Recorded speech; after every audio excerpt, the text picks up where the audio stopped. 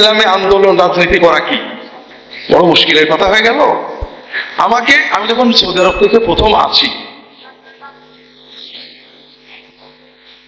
আমাদের এলাকার এক বাবুলি আমাকে প্রশ্ন করেছে, হুজুর আপনি এতকাল সৌদি আরবে থেকে আসলেন, আপনি এই ইসলামে আন্দোলন করেন না, আপনি কেমন মুসলমান? তাই বললাম যে করবো কি, আমি এই যে প্রায় তখন 40 বছর ভাবে তার বেশি হয়ে গেছে বয়স, এখন তো 55 প্রায়। তখন বললাম দেখেন আমাকে 40 বছর লেখাপড়া করছি, কোরআন পড়ছি, হাদিস পড়ছি, ইসলামী আন্দোলন কথা তো কোরআন হাদিসে কোথাও পাইনি, আমি করবো কি? কথা বোঝেননি? আসলে যখন আমরা আমাদের দিনের ব্যাপারে নতুন নতুন পরিভাষা ব্যবহার করি, গোলমাল হয়ে যায়। আন্দোলন কথাটা কোরআন হাদিসে কোথাও নেই। তাহলে আন্দোলন বলতে আমরা কি বুঝি তাই তো বুঝলাম না। যদি আমরা ইসলামী পরিভাষা ব্যবহার করতাম, আর জিহাদু ফি সাবিলিল্লাহ, তাহলে কোরআন হাদিস লেখায় এর নিয়ম কানুন আছে, আর দাওয়াতু ইলাল্লাহ, আল্লাহর পথে দাওয়াত, আমরু বিল মারুফ, নাহি আনিল মুনকার, প্রত্যেকটার ইসলামী বিধান আছে। আন্দোলন মানে না কি তাই বুঝিনি। আন্দোলন বলতে আমরা কি বুঝছি? রাজনীতি। রাজনীতি বলতে আমরা কি বুঝছি? রাজনীতি বলতে এই যে রাজনীতি, এই শব্দটা আমরা শিখেছি ইউরোপ আমেরিকা থেকে। রাসূলুল্লাহ সাল্লাল্লাহু আলাইহি ওয়াসাল্লাম সাহাবীরা অন্য পরিভাষা ব্যবহার করতেন। রাজনীতি মানে যদি রাষ্ট্র পরিচালনা হয়, তাহলে রাসূলুল্লাহ রাষ্ট্র চালিয়েছেন, সাহাবীরা চালাচ্ছে, সৌদি আরবের বাদশা আব্দুল্লাহ চালাচ্ছে, বুঝতে পারেন? আমরা রাজনীতি বলতে বুঝি গণতান্ত্রিক ব্যবস্থায় দল গঠন করে ক্ষমতা দখলের চেষ্টা, ক্ষমতা দখল করে নিজের ম্যানিফেস্টো বাস্তবায়নের চেষ্টা। এটা রাসূলুল্লাহ করেননি, সাহাবীরা করেননি। এটা শরঈ বিধান কি? এটা দ্বীনি দাওয়াতের একটা উপকরণ, এটা নাজেজ কিছু নয়। শরিয়া মতো ব্যবহার করে দ্বীনের দাওয়াতকে এগিয়ে নেওয়া যায়, কিন্তু দ্বীনের দাওয়াতের অন্যান্য উপকরণ করা যায়। কাজে আমরা এইভাবে না করে, রাজনৈতিক মাধ্যমে না করে, ওয়াজের মাধ্যমে, বই লেখা বিভিন্ন ভাবে করা যায়। এই ব্যাপারে ইহইয়াউস সুনান বইয়ে এবং আল্লাহর পথে দাওয়াত বইয়ে আমি লিখেছি। এই জন্য দ্বীনি দাওয়াতের কোনো একটা পথকে ফরজ বানাবেন না, বড় দুঃখ। পীর মাশায়েখরা দ্বীনের দাওয়াত দিতেন, মানুষদেরকে দ্বীন শেখাতেন।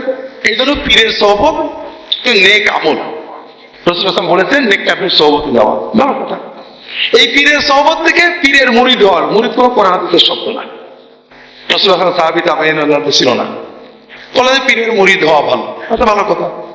এরপরে এই ভালোটা ফরজ হয়ে গেল, পীরের মুরিদ হওয়া ফরজ, খারাপ কথা। এরপরে কি পীরের মুরিদ না হলে জান্নাতেই যাওয়া যাবে, বোঝেন কথা? যেমন একটা উদাহরণ দিই আপনাদের, ইলম শিক্ষা করা ফরজ, সঠিক কথা।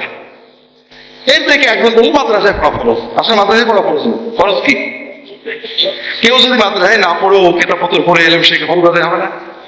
আমি অনেক মেয়ে জানি যারা বাড়িতে বাবার কাছে পড়ে একেবারে বিরাট হয়ে কোনো মাদ্রাসায় পড়ি হবে না। যদি ফরজ কি? মাদ্রাসায় পড়ো না ইলম শিখা। আচ্ছা তারপরেও মেনে নিলাম যে মাদ্রাসায় পড়া। এখন মাদ্রাসায় পড়া, এখন বলবো মাদ্রাসায় ভর্তি হওয়া খরচ, অর্থাৎ এলএম শেখন আশা করি মাদ্রাসায় ভর্তি হয়ে লাগবে। এরপরে বললো মাদ্রাসায় ভর্তি হলে সে বেহেশতে যাবে। ঠিক ওরকম হয়ে গেছে। আল্লাহর দ্বীনের দাওয়াত দেওয়া, সৎ কাজে আদেশ করা, অসৎ কাজে নিষেধ করা, এগুলো ফরজ। কখনো ফরজ দেয়, কখনো ফরজ দেখে থাকে।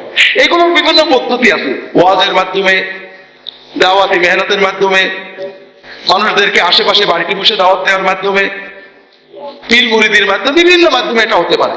তার একটা মাধ্যম প্রচলিত গণতান্ত্রিক রাজনৈতিক ব্যবস্থায় একটা রাজনৈতিক দল বানিয়ে মানুষদেরকে দাওয়াত দেওয়া, যে ভাইরা আমাদের ক্ষমতা দেওয়া, আমরা দেশে ইসলামের পরিবর্তন আনবো।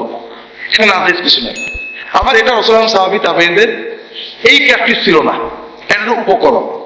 এরপর আমরা বললাম যে পীর মুরিদি ফরজ, অথবা তাবলীগ দাওয়াত ফরজ, অথবা দাওয়াত আন্দোলন করা ফরজ। এটা একটা নতুন বানানোর কথা। এরপরে বললাম যে তাবলীগ না দেবে বেশি যাবে না, দাওয়াত ইসলাম বেশি যাবে না, পীর মুরিদি বেশি যাবে। আমরা প্রত্যেকটা কাজ বাড়িয়ে ফেলছি। আমাদের সমস্যা হলো ভাইরা, ফরজে আইন ফরজে কিফায়া বুঝি না। দুনিয়ার প্রতিটি মানুষ যদি, যে আমার আপনারা জানেন গার্মেন্টস যে একটা জামা হয়, একটা জামা কি একজনে বানায় নাকি? কিভাবে হয়? কেউ বোতাম বানায়, কেউ কলার বানায়, কেউ বুক বানায়, কেউ এটা বানায়, কেউ এগুলো জোড়া দেয়। কথা বোঝেননি? আপনি যদি মনে করেন সকল মানুষই বোতাম বানাবে, জামা হবে? সকল মানুষই কলার বানাবে, জামা হবে? হবে না। আপনারা তো সেটা করছেন। দিনের মৌলিক কাজগুলো সবাই করেন, আর দাওয়াতের মানহাজে এক একজন এক এক ভাবে করতে থাকেন। কারোরটা ছাড়া কারোরটা হবে না, এই পন্থায় যেন না।